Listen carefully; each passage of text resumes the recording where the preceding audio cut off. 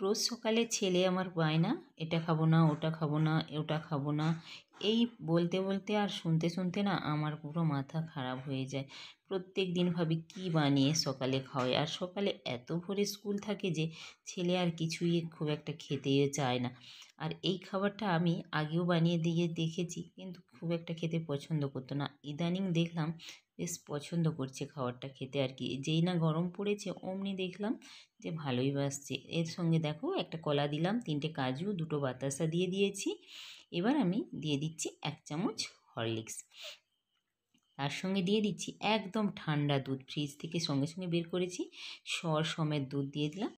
আমার ছেলে তো আবার দুধের সর খেতেই চায় না, কিন্তু এইভাবে যদি দুধের সরটা দিয়ে দিই ও কিন্তু খেয়ে নেয়, বুঝতেই পারে না। দেখো পেস্ট বানিয়ে নিয়েছি, এখন গ্লাসের মধ্যে ঢেলে ছেলেকে নিয়ে গিয়ে দিয়ে দেবো। ছেলে তো খেয়ে ভীষণ খুশি, বলছে মা দেখো